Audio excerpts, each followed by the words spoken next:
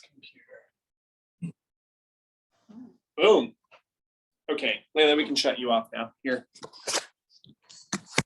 Okay.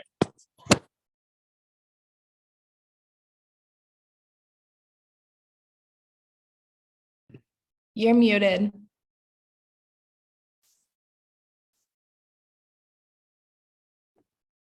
Better? Yeah. Hold on a second.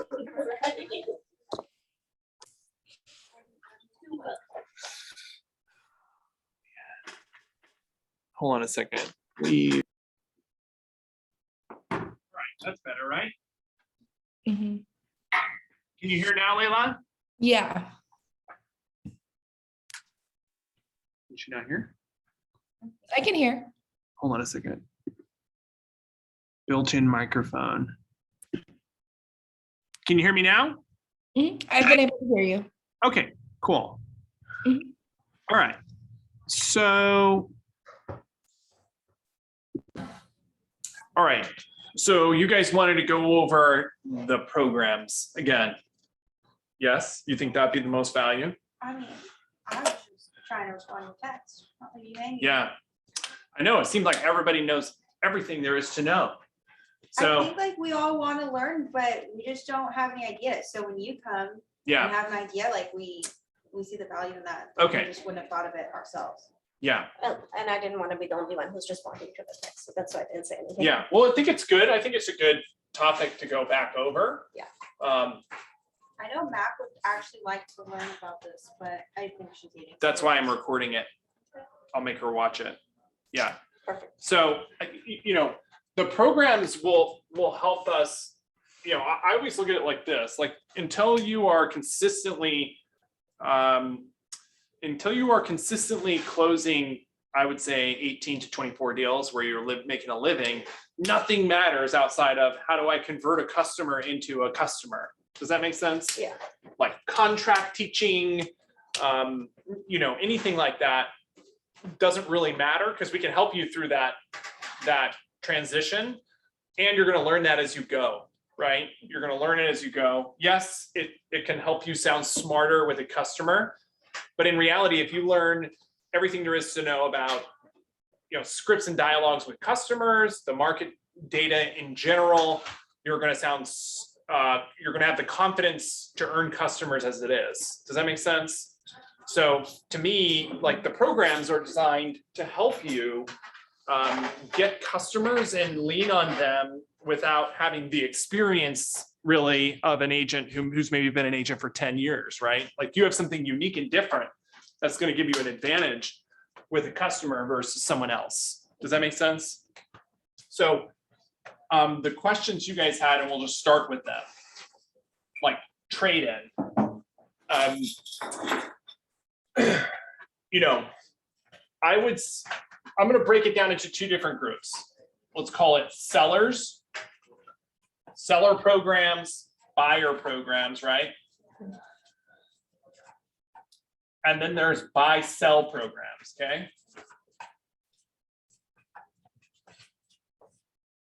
They're all different, but they're all kind of the same, right? So the trade-in program as we currently have it, and really it's designed around, like, we're calling it trade-in so that someone who already owns a home can understand, oh, I can trade my house in to buy another one. Does that make sense? Versus the cash offer program, who it's kind of the same thing, right? Cash offer program goes and makes a cash offer on their replacement home. That's what the trade-in is, right? Right now, we're running it in two different ways. The trade-in is, that as we're currently running it, is Elevate buys the home.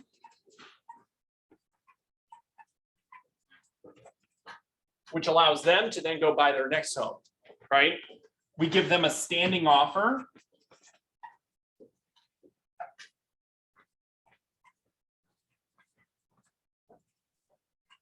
So for example, like Joe's deal, we met with his customer, trade-in got him the appointment with the customer, right? Like they were very new in the process of potentially looking at homes. He did an open house. They came in and he said, well, what are your goals? They said, well, we're kind of thinking about possibly moving, blah, blah, blah. And he's like, would you currently own a home? They said, yes, right? And he started to go into, well, we can help you sell that home and buy another one seamlessly, right? Like where either you buy your next home first, or we can buy your home so you can go buy your next home, because they were worried about like decluttering and repairs because the house was like full of crap, right? It would have taken them probably 2 or 3 months to get the house ready, really. And so, just leveraging the idea of a trade-in will help us earn the opportunity to get an appointment, by which then we would go over, the real details of that appointment. But in a nutshell, how we've been operating it is we tour the home, make a standing offer on the home, right? Say, we'll buy this home for $350, no fees, no commissions, right? And that gives them an idea of their budget to then go out and shop. Once they found the home that they like, we write a non-contingent offer on the home, right? Because they're going to get paid in 7 days. I'll close on their home in 7 days, right? So in theory, we write them an offer, we go under contract, we just sit there, and then we wait until they find the replacement home, by which we make an offer non-contingent with a 14-day close or however long they need to get their financing, right? That was the way we've been doing it, right? Where we buy the home, standing offer on the home, make offers non-contingent. So we wait for them to be ready then, like, we're not just buying the home and then leaving them homeless. No. We're waiting until they found the home and then we're like, all right, here's. Yes, now I we're don't ready. want to close until they know where they're going, Okay. because we don't want to close and then indefinitely let them rent back, right? Because that's super costly, right? So it probably costs me, I don't know, $2,600 a month to hold on to that home on Ashworth, right? Mhm. So they're not going to wind up paying me back for that, right? So that needs to be factored into the offer, like how long they're going to plan on staying, Okay. right? I offer them 2 weeks, no cost, right? So that costs like $1,500 for me to give them. But anything longer than that, like 2 or 3 months, would be costly, and we have to factor that into what we're paying for the house, Mhm. right? Does your offer expire? Like, do you tell them it expires? In the meeting, yes. I mean, if for some reason it took them 2.5 months to find a home, we would review again and make a new offer, right? And a good note on this, on the offer component, a good rule of thumb is like 6 to 10% of market value. Okay, so their home, basically, their situation was homes in the neighborhood were selling, they were listing at 400, selling around 410, right? So I made him an offer at 355. Okay, and that was about, I don't know, 10% almost, right? Of a little over 10% of what it could sell for on the open market if they got all their stuff out, they decluttered, they did minor repairs. They probably wouldn't have been done with that until like February. They had a lot of stuff, right? Sorry, and we can wait until then for this, but like, what's our ideal client for that? Because it's not someone or I wouldn't think it's someone in Roseville, house is super clean, is gonna sell really quick when it goes on the market, or does it just depend based on that person and how quick they want to? I think it depends on if Open Door and Zillow proved anything, it depends on, Just the location. if they want convenience over most money Okay. possible, right?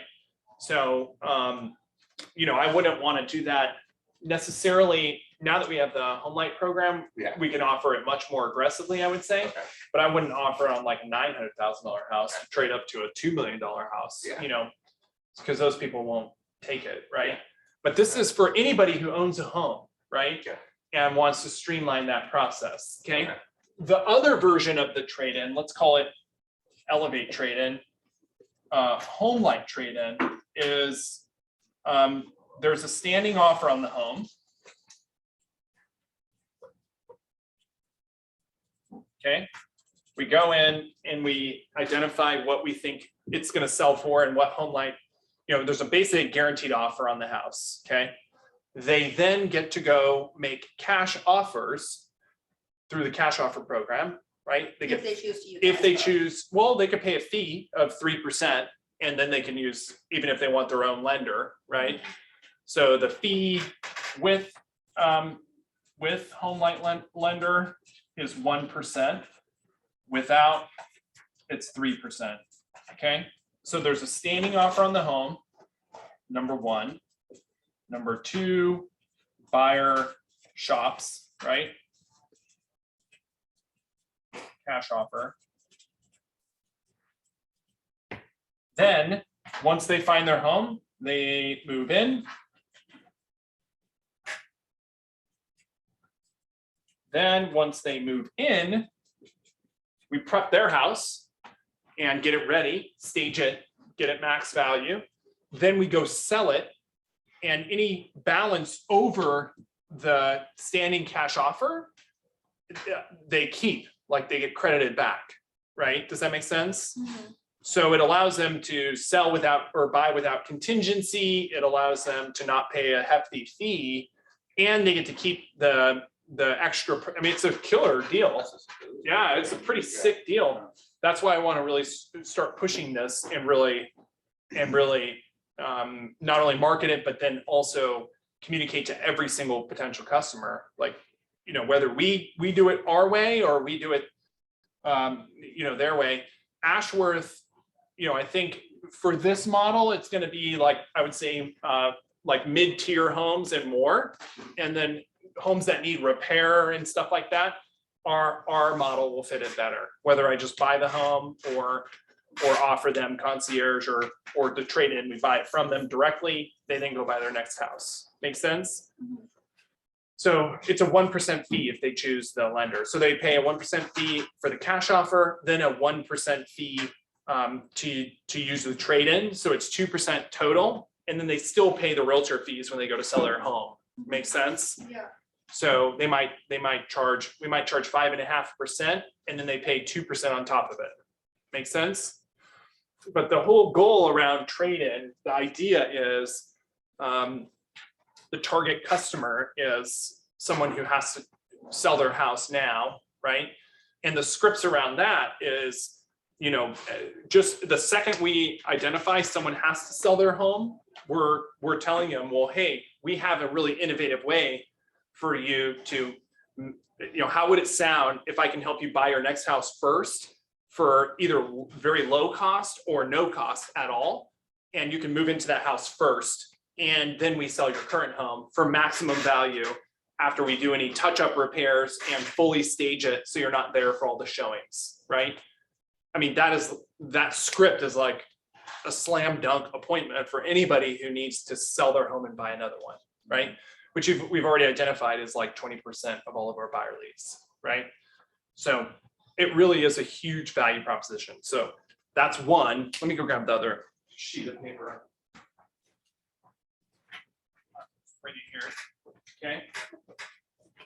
And I'll have Mackenzie make a more detailed kind of explainer program, like explainer thing, right? So Is there a fee to use trade-in, our trade-in? no, Are they paying the commission? there's no commission when I buy the home.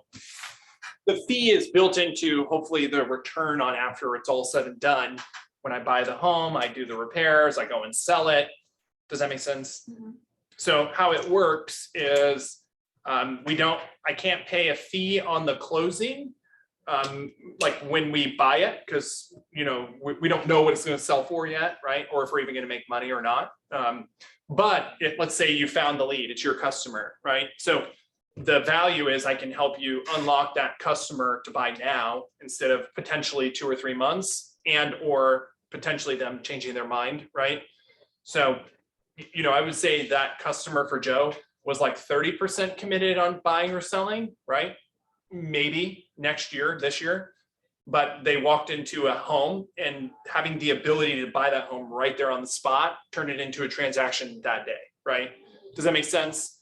So we never know if they weren't able to use the trade-in, if they would have ever bought this year, because they were not motivated to get rolling. Like Janora tried to call them for like 3 weeks to get them moving, and they just were not doing it, right?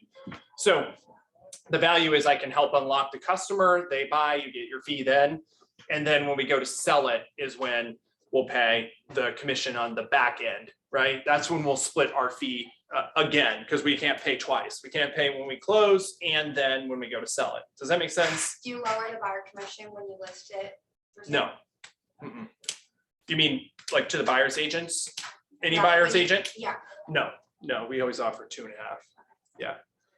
Unless for some reason, I can't, I feel like I'm not gonna make money or whatever, But normally, the target number I'm going after is like a 1.5% fee, 1.5 to 2%, or 1.5x a normal fee. So if a normal commission is 8,000, I would hope to net like 15,000 if I'm gonna buy it, hold it, renovate it, or fix it up, take the risk, start paying the property taxes and all, taking the time to switch utilities and, it's such a pain, right?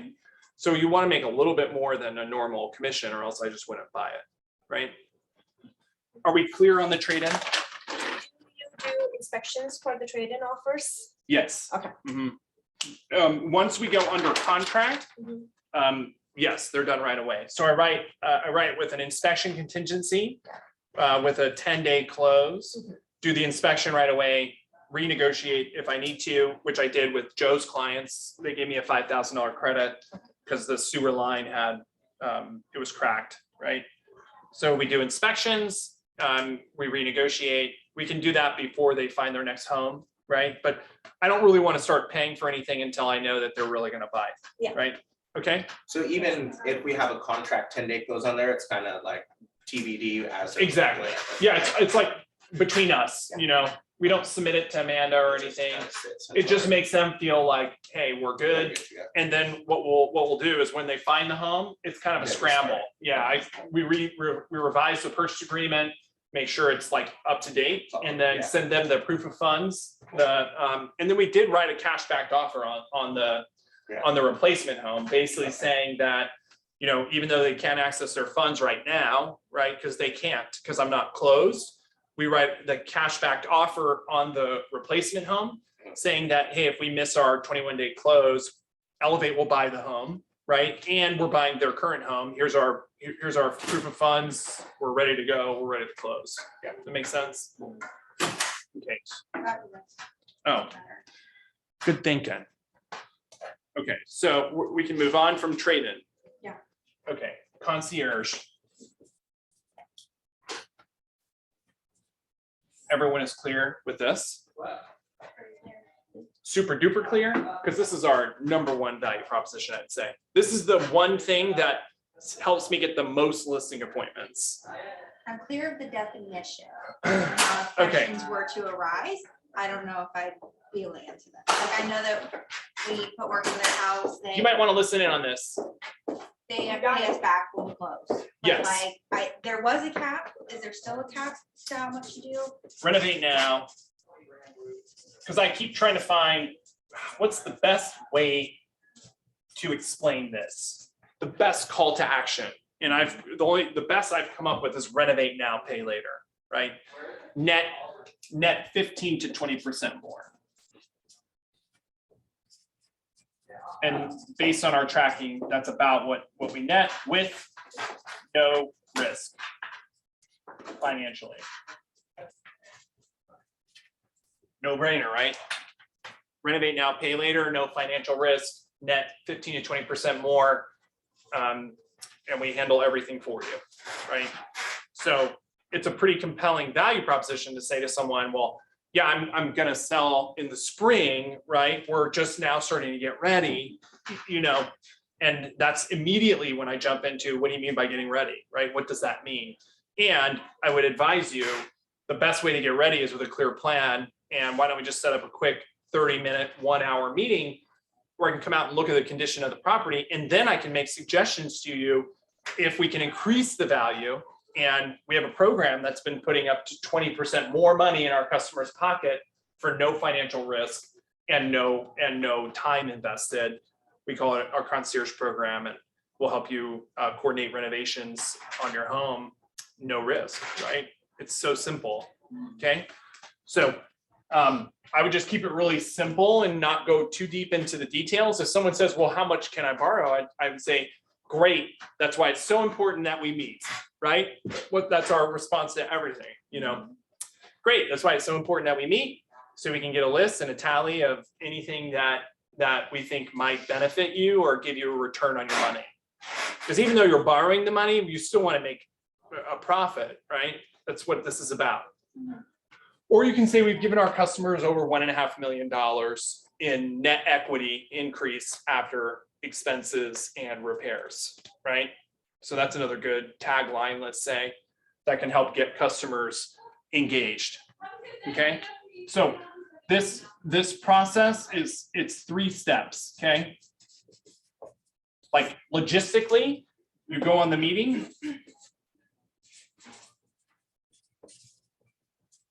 If they're a legit seller and they're for sure like an opportunity, like we're kind of perfecting the process of intaking a concierge, let's call it appointment, because we're trying to do this as virtually as we can, right? Like we don't want to go to the house every time. We don't want Denora to go to the house. You don't want to go back to the houses a bunch of times. So what I found is on the initial meeting, once you decide that they're a candidate, you're going to give them, and like let's just say on the meeting, you're giving them as is value,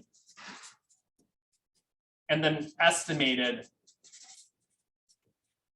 let's just call it ARV, after repair value, right? Do you try to give them just a cash offer so the home can be yours? I tell them I could, yeah, I tell them I could, and I tell them, well, why would you do that if I can do this for you? And then that earns trust immediately, right? In most of the homes that we do concierge on are not like, let me give you a cash offer on the house, right? Like most cash offer homes are beyond help, right? Or they just want the money now, right? Like they just want it. They don't want to deal with this. They don't want to wait. They don't want to wait 2 or 3 months. They don't want to live in it while someone's remodeling it, right? So at that meeting, you're giving them, here's what I think it's worth in the current condition.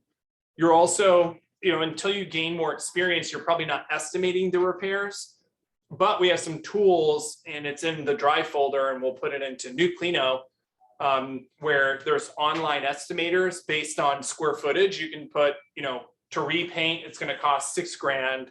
For flooring, on average, it's going to cost $4,500. So I'm estimating that we're going to spend $15,000 and we probably should get a $30,000, $40,000 return, right? You want to be careful at that moment, like estimating those things. What I would say is for sure, it's going to put the house in the best condition to sell for the most money possible. And if we get it in the best condition we can, that's how we get multiple offers. And you could potentially net tens of thousands of dollars more, right? So most sellers are on board if you tell them that, right? They get it. So step 1 is going on the meeting. You're going to want to take photos of everything. Especially areas that you're considering working on, right? Light fixtures, anything like that, bathrooms, paint, flooring. You're going to want to take as many pictures as we can, and that will be provided to Denora, right? I think everyone should download, if you have your iPad and you're taking notes on your iPad, you need to download Good Notes or Notability or whatever one you use. What I do is I just use the seller info sheet, like the buyer consultation form, and then I just snap pictures and upload it on like the listing intake form. And then I'll write down, you know, paint in this room, right? Repair this in this room, right? It's super helpful. So you don't have to go back, right? I've saved tons of time by doing that. So you take photos of everything, and then this is all step 1. Step 2 are bids. You pass it off to Denora. Denora coordinates getting all of the bids from the vendors. Once the bids are approved by the seller, step 3 is executing on the bids, okay? On repairs. And we'll order inspections before repairs start, just in case there's dry rot or whatever, right? We've done a couple of concierges where we started renovations, but then we got hit with like 10 grand in pest work, right? That I didn't see. And then we got to spend another 10,000. The seller starts to get really worried, right? They're like, when is it ever going to end? Do we pay for inspections? Yes. Mhm. Makes sense? Cool. I feel like on concierge, like the best bang for your buck for everybody is when it is cosmetic stuff like paint, carpet, Yes. flooring, things like that. Once we get into like kitchens and bathrooms, I feel Steer like clear. it's close. It's too hard. You're not getting back a big enough return. So if we do see something that's a little outdated where it's like, hey, but floors and carpet will at least bring it up to speed and clean it up. Yeah. Is that still, do we want to do the whole thing or would we rather just do that? I would rather take, in how I usually pitch it is, like they might get the return, but it's gonna take 4 months to complete, Yeah. right? So that's why I want to keep it like 10,000 to 30,000, right? And it's really the cosmetics, paint, flooring, hardware, Dry rot, lighting, things like that. dry rot, landscaping, things that people see, right? Or if like an air conditioner doesn't work, we want to try to get it working. The pool. Yeah, the pool, Yeah. you know, or the roof is caving in, but everything else seems pretty good, Okay, right? cool. Anything that's going to detract a buyer from making the best offer possible, right? But yeah, we don't want to get into remodeling kitchens and stuff. We can pick cabinets and put new hardware Yeah. if that will make it look good, right? This Yeah. is just light renovations, but normally paint and carpet alone is going to make a huge difference, right? I feel like with Huge. buyers right now, they're more willing to redo like kitchen countertops and paint cabinets themselves. than Yeah. do floor and carpet. For sure, because it's hard. It's hard to do They'd much flooring when you're rather- moving into a home, right? Okay, cool. So that's what I would start pitching on concierge for sure. Got it? Okay. No questions there? Back to buyer programs.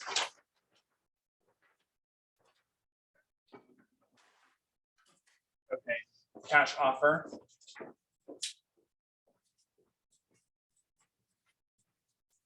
We all understand how this works after our training? Yes. No. No?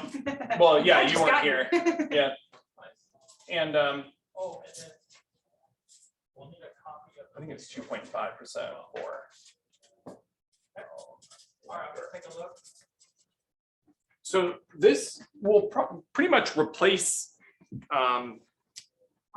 yeah. But in a nutshell, they have to, you know, the cash offer program, like leveraged by HomeLight, they have to get pre-approved with HomeLight. Okay, step one, pre-approved with HomeLight. The program costs money. Okay, it's 1% if they use HomeLight's loan company. It's 2.5 or 3 if they want to use their own lender. Yeah, it might be 3. Okay, but we don't say the program costs 1%, right? The best script is that, you know, there is a small cost to this program, but the benefits far outweigh the 1% cost.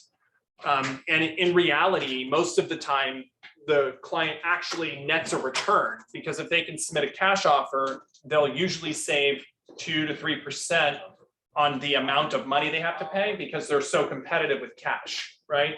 Meaning, like, if they had to offer 620 finance, they might be able to offer 610 without financing with a cash offer. Okay, so they save 10 grand there. And then they're also not paying any lender fees or appraisal fees using HomeLight loans. So if a normal lender it's going to cost like 2% in closing costs, it may not cost any closing costs with HomeLight. So if you couple, you know, savings on the offer price and no loan fees, they might net out maybe 2% ahead instead of costing 1%, right?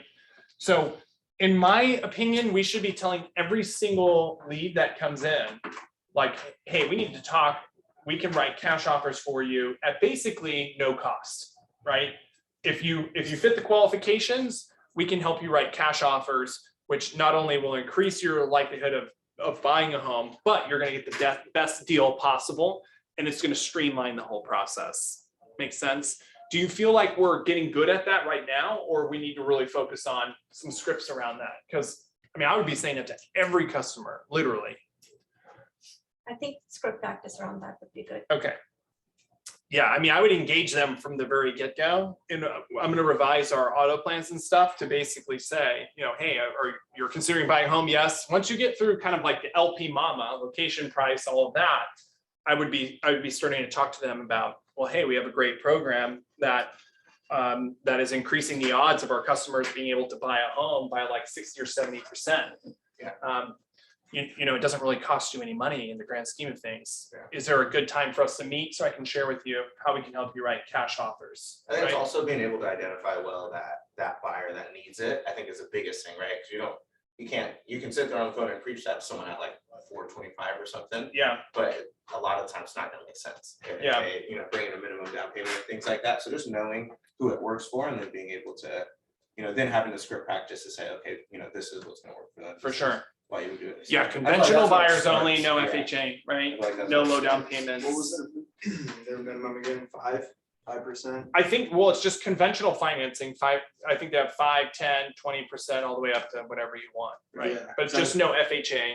Right. Well, because the regular conventional is 3, right? So there's. You can go all the way down to 3, but I think those programs start to get into like the down payment assistance and stuff like Type that. of first time buyer. Yeah, first time buyer Am I programs. using down payment assistance like cash offer? No. Oh, I don't that's think you can fine. use a 3% down loan with this program. I think it Right, needs to be like 5, 10, 15%.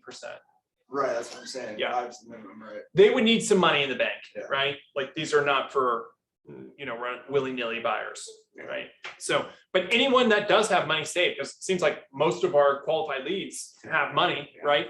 So we should immediately start getting into, let me tell you what makes us different from everyone else in the marketplace and why we need to get together and use me. Like this is a program that literally, I think there's 4 teams that have access to it.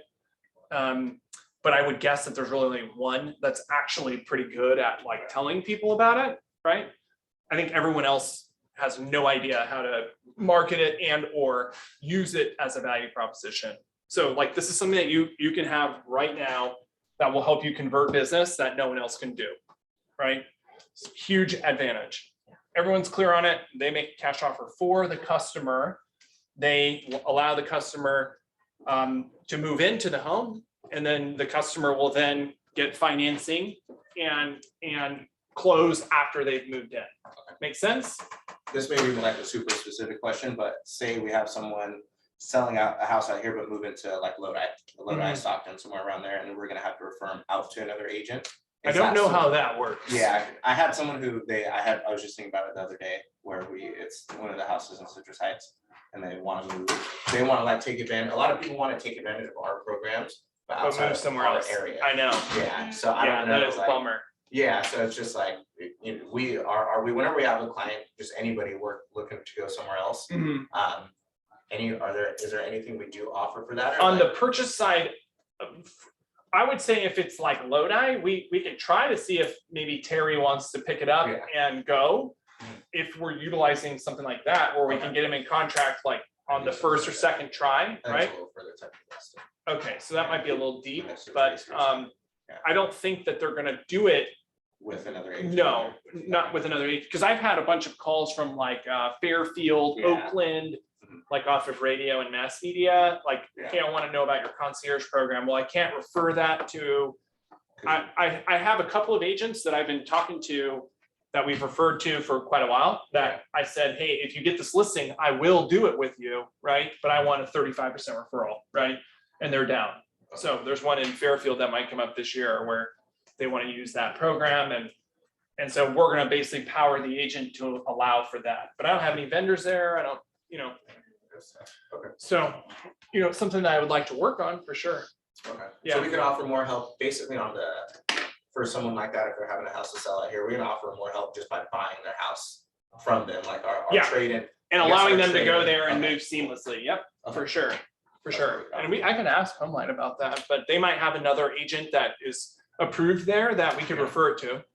I'd rather just offer trade-in for those people so they don't get all Yeah. messy and everything. For sure. Yeah. And same for like the out-of-state folks, like I've been offering it to them, like, hey, we can have a standing offer and you can go out and hunt and I can buy the home when when you're out there, and we can literally move you there in a couple of weeks, right? Versus having to go through the rigmarole of, You know, because there's kind of two different people out there. There's the people who want the most money possible. Yeah. Right. Which we don't want to alienate those people because those are the bulk of our business. Yeah. And then there's other people out there that want convenience and streamline, and they're busy and they don't really care to Yeah. net 30,000 more. It doesn't matter to them, right? So we want to service both customers without sounding like we're only one or the other. Does that make sense? Like that's why we offer up like the instant offer and stuff. It's not that I think people are going to take it. You know, it's because it generates the interest. You know, if you look at like Open Doors call to action of get an offer on your home, you know, they generate millions of interested, let's call it people who want to get the offer, but they only get 1% maybe of those people that actually buy. Does that make sense? So it's just about getting the introduction and then helping them fit based on their needs, what they need, right? Make sense? Okay, so the cash offer program, I think that's hopefully we can start leveraging that and differentiate that, and we're going to put it into the buyer packets, all of the auto plans, and really hit on that program. I'm going to start running radio ads with it too, you know, and really hit on that as we go into the spring. Okay. Any other programs? So we have trade-in, concierge, cash offer. We'll replace cash backed offer, although. Let's say that we have someone that doesn't qualify for Home Lights, you know, program. I'm still willing to do the cashback offer for them if they have good qualifications, if they're solid, and Keith is getting the loan, right? Because that will help. It still helps, and it does increase the possibility, let's say, of accepted offers. Okay. What else?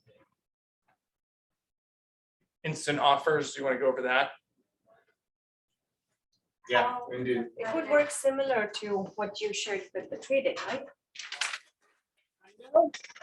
It's very similar. The trade-in is like a competitor to it. I just call it, I won't say it's guaranteed. That's the hardest word to spell. Guaranteed.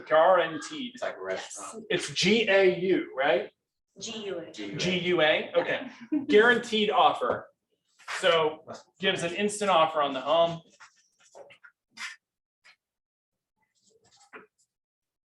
That's where we shop the two other offers, right? Including Elevate. Yes. Yeah. Now it's just Open Door. Tell them this, it's Open Door at us. No. If they really ask, I'll tell them. Yeah. If they say, well, I want to know who these people are, I say, well, go to Open Door.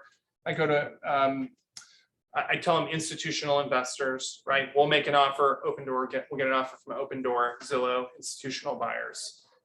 Because Now we're doing 2, not 3, right? well, I can probably get 3 or 4. I can get 10 if I go to Sunday and We put it have in. though. But the key is, you know, the value to the customer is like, yeah, you can go to Open Door, but do you know if that's a good offer or not?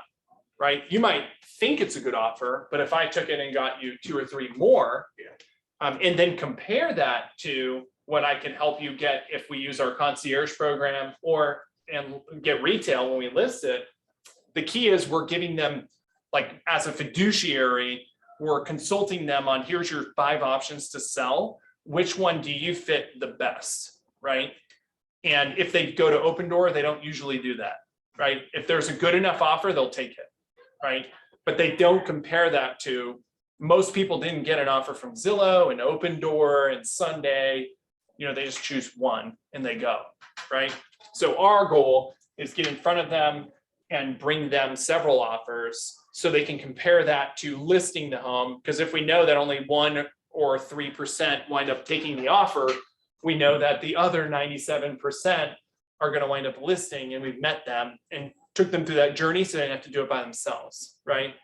Make sense? And so the initial meeting is we're consulting them and getting a condition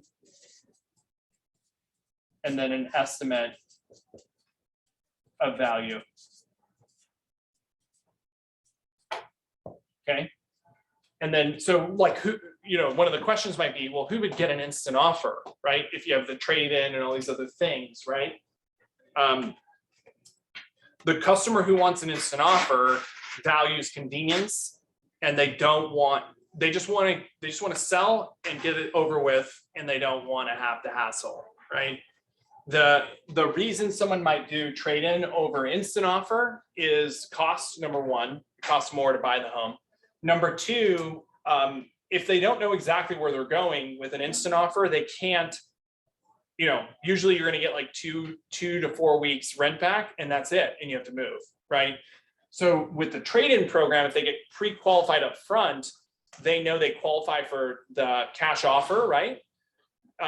They're not in a bind. They don't have to move so quickly. It's when they find their next house first, then they can sell their current home. Does that make sense? The instant offer is like you're selling the home, you're committed, and you close, and you have a defined move out date, right?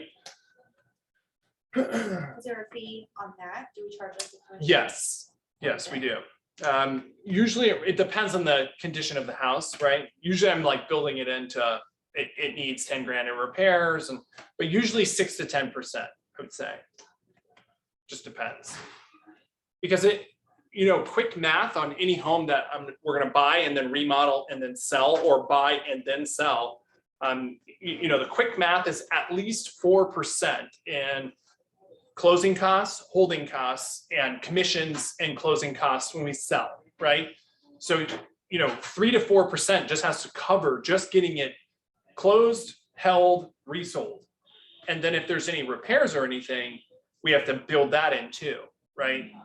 Because, you know, it's, you know, we're still paying a fee when it sells again. I'm paying a 2.5% buyer rate co-op, and then another $4 grand in escrow title fees. It usually costs somewhere around like $300 to $400 a month in utilities, right? And then any kind of financing charges if we're borrowing money, right? So if you're ever doing quick math on the fly, you know, I'd always just say comfortably 3 to 4% at minimum needs to be built into whatever offer price we're making, plus probably 2%, 2 to 3% on the fee, right? Because we need to make money if we do it, right? And then any repairs that are necessary. Make sense? Yeah. Okay. And then, so, you know, in terms of buyer programs, I would just be pushing the trade-in and the cash offer, right? If they need to sell, talk about trade-in. If they don't, talk about cash offer. Those two things. And we're going to get the high note link revised, and we'll build that into the auto plans, but we'll get you the new high note link with cash offer to explain it, right? And basically it'll be like a three or four, I don't know what you call those, module high note link, where it says, this is how it works, this is how it benefits you, and here's some success stories that we've had, right? Because high note is super effective. Everyone opens them. You know, the open house leads open those a lot, right? You might not know it, but they may not ever communicate with us, but the open house leads, I'd say like 50% of them open that text, and it's super valuable. Make sense? Yeah. Any questions about the programs beyond that? The only question I have is what would be the best thing we offer for people that are like FHA or don't have a lot down? Or like first time home Nothing. buyers? Yeah, we buy them a home warranty, right? That's actually kind of, I was thinking about that question as well. What about your people who don't need the Because people programs? my or age just- that are yeah. gonna be buying a home aren't gonna be people that have a lot down. They're gonna wanna use first time home buyers. So I just want to Yeah. figure out what's the verbiage to be like, this is why you're gonna use us. Yep. No questions That's asked. almost just like what would be our value proposition in general, right? Yeah. Like, yeah. Yeah, The sellers off market would like no listings. question So asked. that would go back to before we had programs, right? Yeah. And I would say, I'm not opposed to doing the cashback offer with a well-qualified FHA buyer, Yeah. right? It'll be case by case. You know, if there's, you know, if they're drinking at the bar every weekend and they don't have a pot to piss in, I'm not gonna do it, right? But if they're well qualified, like there's not a ton of risk for me to do that.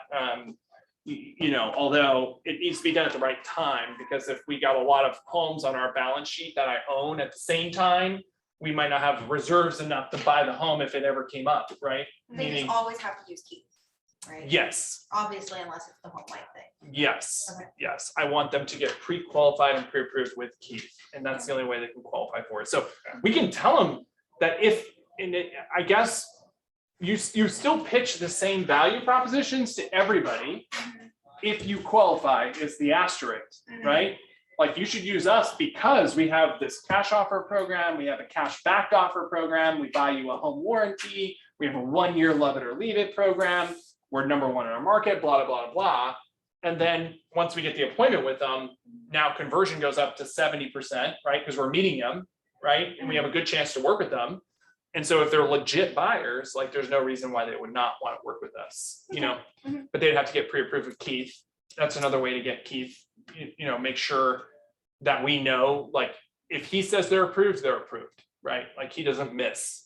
Okay. I've never had him really miss. That's part of the value proposition as well as a lender who doesn't miss. Yeah, who never misses, and he's very knowledgeable, if you can get him on the phone. But he is, I mean, if he's got to get on the phone, he'll get on the phone, right? Like, he's very, very knowledgeable, right? And he knows if they qualify or not. Layla, do you have any questions? I don't think so. No, I took a lot of notes, so. Yeah.